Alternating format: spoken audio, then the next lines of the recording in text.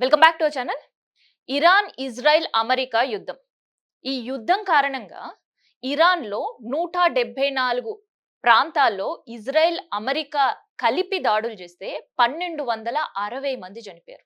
Supreme leader Khamenei మృతి చెందడం. So వీటికి ప్రతీకార దాడులు ఇరాన్ ముమ్మరం చేసింది. సో అటు అమెరికా, ఇజ్రాయెల్‌తో పాటు అమెరికా, ఇజ్రాయెల్ సపోర్ట్ చేసే దేశాలపైన కూడా తన యుద్ధ వ్యూహం అప్లై చేస్తుంది ఇరాన్. సో దీనివల్ల అటు దుబాయ్ కావచ్చు, గల్ఫ్ దేశాలన్నీ కూడా ఇరాన్‌ని మొరపెట్టుకుంటున్నాయి. మీ యుద్ధ వ్యూహం తప్పుతుంది. మీ యుద్ధం అటు అమెరికా పైన, ఇటు ఇజ్రాయెల్ పైన, కానీ మా పైన ఎందుకు క్షిపణి దాడులు చేస్తున్నారు? డ్రోన్‌ల ప్రయోగాలు చేస్తున్నారు. దీనివల్ల మాకు ఆస్తి నష్టం జరుగుతుంది. ఇక్కడ ప్రజల ప్రాణాలు పోతున్నాయి అంటూ కూడా మొరబెట్టుకున్న పరిస్థితి గల్ఫ్ కంట్రీలో. మరి దీనిపైన ఎలా స్పందిస్తుంది ఇరాన్ అంటే ఈ వీడియోలో చూద్దాం. సో అసలుకి మిత్ర దేశాలుగా ఉండే ఈ దేశాలన్నీ ఎందుకు శత్రువులుగా మారాయి? 1979 వరకు కూడా అటు ఇరాన్‌కి, ఇజ్రాయెల్‌కి మంచి సంబంధాలు. ఇరాన్‌కి, అమెరికాకి ఇంకా మంచి సంబంధాలు. కానీ ఆ సంబంధాలకి ఎందుకు శత్రువులుగా మారినాయి?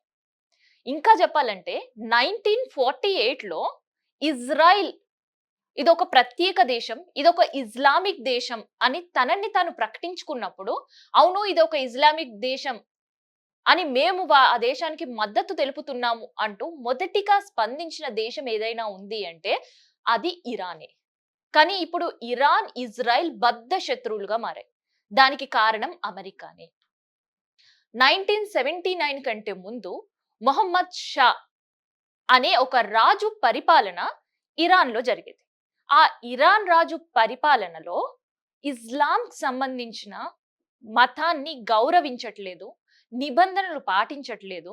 అండ్ అక్కడ ముస్లిం ఆడపిల్లలకి చదువులు చెప్పాలంటూ పాఠశాలలు ఓపెన్ చేయడం, అండ్ బాలీవుడ్ మూవీలు అక్కడ ప్రవేశపెట్టడం, అండ్ అమెరికా ఉండే వెస్టర్న్ కల్చర్ ని, ఇజ్రాయెల్ పాటించే వెస్టర్న్ కల్చర్ ని ఇరాన్ కి తీసుకొస్తున్నాడు అంటూ ఒక ఇస్లామిక్ రెవల్యూషన్ స్టార్ట్ అయింది. సో ఆ ఇస్లామిక్ రెవల్యూషన్ కి నాంది పలికిందే రీసెంట్ గా అమెరికా, ఇజ్రాయెల్ కలిసి హతమార్చిన ఖమేనీ. సో అక్కడ ఉండే రెవల్యూషన్ కి కారణమయ్యాడు. అందుకనే అప్పటి రాజు మొహమ్మద్ షా ఆయనను అక్కడి నుంచి దేశం నుంచి బహిష్కరించిండు, దేశం నుంచి పంపించిండు. అయినా కూడా ఆయన ఇజ్రాయెల్‌లో తలదాచుకుంటూ మిగతా దేశాలు తిరుగుతూ ఆయన వీడియోస్ రికార్డ్ చేస్తూ ఇక్కడ ఇరాన్‌లో ఉండే వాళ్ళకి పంపిస్తూ యువతను ప్రొవోక్ చేస్తూ ఇది ఇస్లామిక్ కంట్రీగా ఉండాలి అనేది ముందుకు తీసుకెళ్ళిండు. సో ఆ ముందుకు తీసుకెళ్ళిండు అండ్ 1979లో సక్సీడ్ అయిండు. సో 1979లో ఏకంగా ఇరాన్‌కి సంబంధించిన సైనికులే రాజు పైన తిరగబట్టిండ్రు.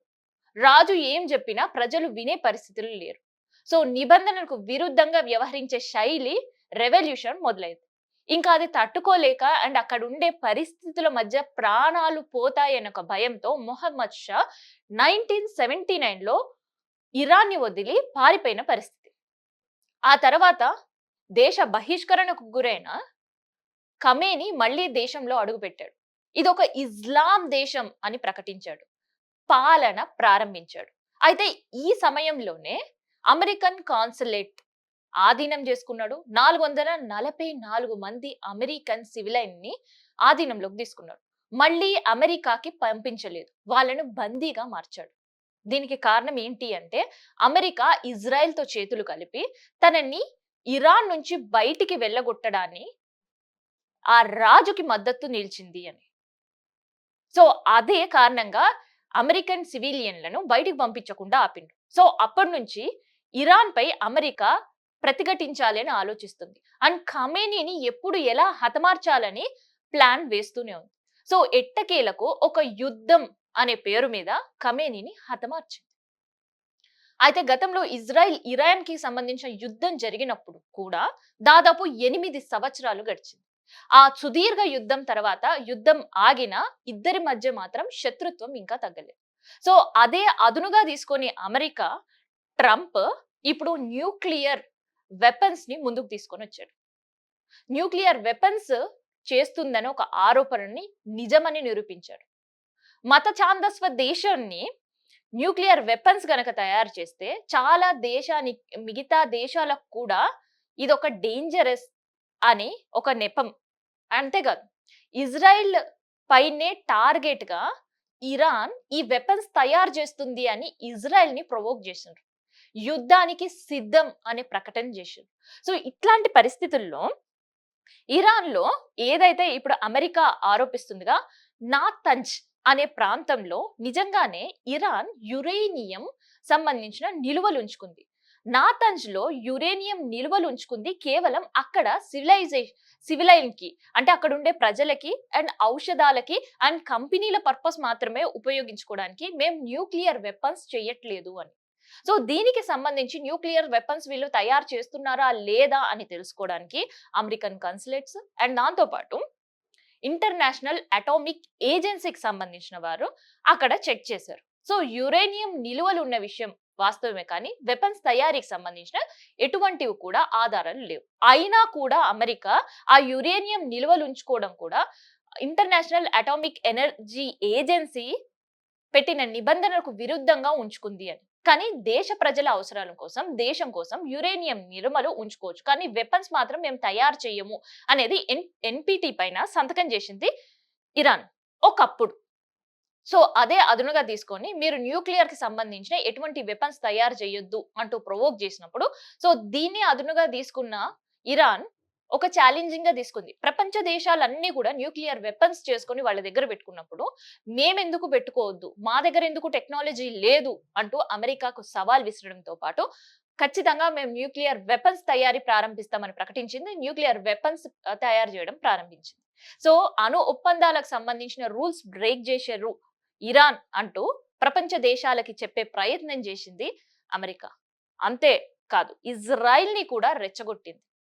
అండ్ దాంతో పాటు మిగతా దేశాలకు కూడా ఇది మత ఛాందస్యవాద దేశం, వీళ్ళ దగ్గర న్యూక్లియర్ వెపన్స్ ఉండొద్దు, ఇరాన్ ని డీన్యూక్లియరైజేషన్ చెయ్యాలి, అంటే అక్కడ న్యూక్లియర్ ఉండకుండా చెయ్యాలి వెపన్స్ అనే వాదం ముందు పెట్టి యుద్ధానికి సిద్ధమనే ఇండికేషన్ ఇచ్చింది. నిజంగా అమెరికా హిడెన్ ఎజెండా ఏంది? America hidden agenda nuclear weapons కాదు, అక్కడ ఉండే చెమురు పైన ఆధిపత్యం. ఎట్లయితే వెంజులాకు సంబంధించిన అధ్యక్షుల భార్యని, అధ్యక్షుడిని రాత్రి వాళ్ళ ప్యాలెస్ నుంచి కిడ్నాప్ చేసి అమెరికా కోర్టులో పెట్టి వాళ్ళకి శిక్ష వేసి ఎట్లయితే కారాగారంలో చేసి ఆధిపత్యం నిరూపించుకున్నారో, సేమ్ అలాంటి ఆధిపత్యమే ఇరాన్ పైన నిరూపించుకోవాలనుకున్నారు. సో ఆ ఆధిపత్యం నిరూపించుకున్న తర్వాత ప్రపంచానికి మేమే అగ్రరాజ్యం, ఆధిపత్యంగా ఉన్న రాజ్యం అని నిరూపించుకోవాలనుకున్నాడు, చెప్పాలనుకున్నాడు. అది ట్రంప్ హిడెన్ ఎజెండా ఒకటైతే, ఇంకోటి ఇజ్రాయెల్ కి సపోర్ట్ చేస్తూనే ఇజ్రాయెల్ మధ్య, ఇరాన్ మధ్య ఎటువంటి సత్సంబంధాలు ఉండకుండా ఉండాలి అంటే మర్చిపోయిన యుద్ధాన్ని మళ్ళీ ఇంకొకసారి ముందుకు పెట్టాలి అనే ఆలోచన. తర్వాత ఎప్స్టీన్ ఫైల్స్ లో ట్రంప్ పేరు ఉంది కాబట్టి, సో ఆ పేరు ప్రపంచం మొత్తం తిరుగుతుంది, ప్రపంచ దేశాల్లో కూడా నా పేరు వినిపించొద్దు అంటే ఏదో ఒకటి ముందుకు తీసుకురావాలని ఒక హిడెన్ ఎజెండాలో కూడా యుద్ధ వాతావరణం క్రియేట్ చేస్తున్నాడు అనే వాదనలు కూడా వినిపిస్తుంది. అయితే దీన్ని మాత్రం ఇరాన్ చాలా తెలివిగా ఎదుర్కొంటుంది. ఇరాన్ టెక్నాలజీలో ఫెయిల్యూర్ అయింది. సో ఆ ఫెయిల్యూర్ కి ఒక పెద్ద ఎగ్జాంపులే ఖమేనీ మృతి. సో సంవత్సరం నుంచి కూడా అక్కడ ఉండే సీసీ కెమెరాస్ కావచ్చు, ఖమేనీ ఉండే బిల్డింగ్ చుట్టూ సీసీ కెమెరాలు కావచ్చు, ఖమేనీ ఉండే బంకర్ కి సంబంధించిన ఇన్ఫర్మేషన్ కావచ్చు, అండ్ టెహ్రాన్ సంబంధించిన వీధుల్లో సీసీ కెమెరాలు కావచ్చు. సో ప్రధాన రాజధానిలో ఏం జరుగుతుందని తెలుసుకోవడంలో, అండ్ అక్కడ ఉండే సీసీ కెమెరాలు ట్రాక్ అయిన విషయం తెలుసుకోవడంలో, అండ్ ఎక్కడైతే మిలిటరీ దళాలు ఉండే హాస్పిటల్స్ లో అటు అమెరికా, ఇజ్రాయెల్ కి సంబంధించిన వాళ్ళు ఉన్నారనే విషయం తెలుసుకోవడం కావచ్చు, ఫెయిల్యూర్ అయింది.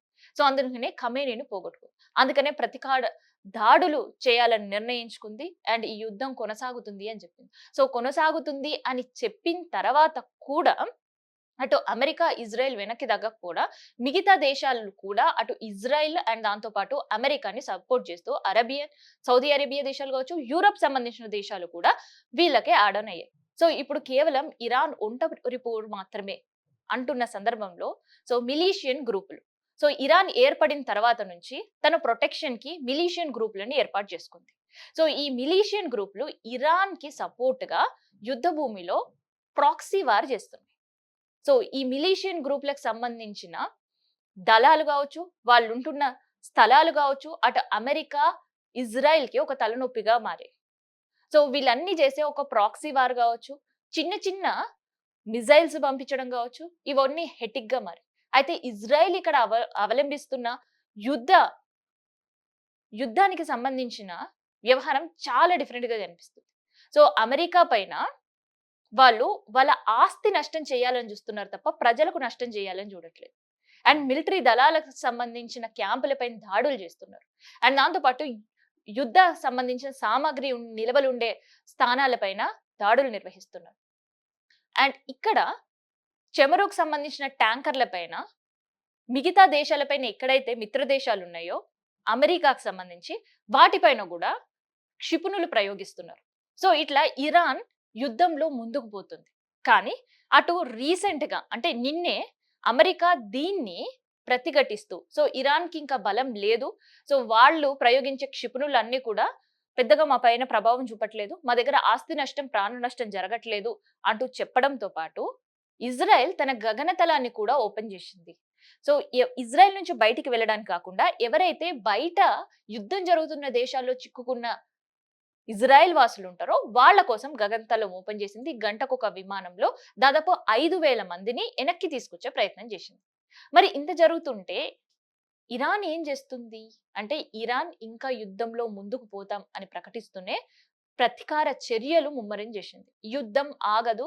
ఖచ్చితంగా అమెరికా బిగ్ బాస్‌గా చెప్పుకున్న ట్రంప్ ఎందుకు వీళ్ళతో మేము యుద్ధం మొదలు పెట్టాము అని ఆలోచించే దిశగా మా దాడులు ఉంటాయి అంటూ కూడా వార్న్ చేసే పరిస్థితి.